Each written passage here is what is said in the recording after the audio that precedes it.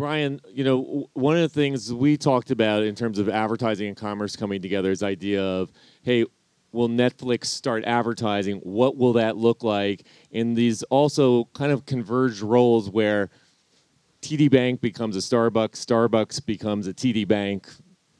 Yeah, I mean, there's a sort of brand as experience, which I think is a big part of how advertisers are starting to think about how to engage with consumers. I think that the question is not necessarily is Netflix thinking about how to infuse advertising into its model. Netflix is, I would bet, having conversations about how big brand advertisers and other advertisers can get involved in content creation so that they can have a more effective engagement with their consumers. And I think over time, all over the top content, with Netflix being the gold standard, will have to be financed in some way by what we traditionally know now as the advertising business. Good. Okay. We talked a lot about like driving to outcomes and impact on sales. And Scott, one of the things that you said that I thought was interesting is you said, have we effectively stopped advertising to people that are not going to purchase a product? And can you talk a little bit about, and then I'm going to ask if you guys, other guys want to pick it up, but we're pretty good now in understanding what viewability is. We talk about attention and how do we measure attention, right? So is just purchase the end of that continuum? I think on the outcome, yes. But there's a lot of business rules, I think, now that you can put in place to make advertising behave in ways that we couldn't do before. So if you know somebody potentially cannot afford a Mercedes-Benz, why not save the money and not advertise to them? Or if you know somebody is maxed out from a portfolio perspective with a telecommunications and data communications client that shall remain nameless, should you back their first-party data up through a DMP and then suppress all advertising to them? I think we need to think more about how advertising can behave and what business rules we can put in place to help amplify what we want as the business outcome.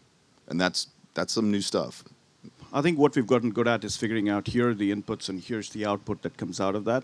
And I think where we need to focus on a little bit more is things like the customer journey and figuring out in what stages of life are those customers, what is the value that they can get, are we making sure that the right context and the right messages reach them at the time at the time when you can get the best outcome. So it's not just I've played these messages in front of these folks and then I've gotten a certain output. It's actually understanding what's happened in between. And it does raise an interesting tension, especially with the creative agencies, because then they look at it going, does this mean that I can't build a brand across a large mass of people? And one of the discussion points was, are we saying that we've reached a tipping point where it's not possible for a brand to get those masses of people anymore, and we need to start thinking of them as smaller blocks of people, in which case the whole way you approach advertising has to change. And I think that it has to, because if you're having these multiple customer journeys and they are different depending on where the consumers come from and you know about it, why would you serve them the same message with the same objective? And it has to be like integrated with the utility nature of the platform. Like if you try to force fit something into Quartz or Politico or whatever, and it's like a 30-second force versus like something that's native, it's not going to work. So the creative agencies actually have to, and it's a huge opportunity for them to re-enter and amplify their production capabilities, to start thinking about all these different platforms and start producing content that actually works in them. I think there's two things on that. One is if you talk to a lot of brand marketers or brand managers, they have a very clear equity, brand purpose, and a lot of the role of advertising is to instill that brand purpose, to almost create a lighthouse that shines bright in terms of what does this brand stand for, right? And that could lead to a lot of waste, right? But if we were able to say, well, what if we took that, you're building that brand purpose amongst a lot of consumers that may not be in the market today, but may be in the market, down the road. So there's a role for building the purpose of that brand and amplifying that through lots of exciting, creative types of engagements. But I think if we come back to, there is also a role to say, let's target the category purchasers. Let's target all category purchasers.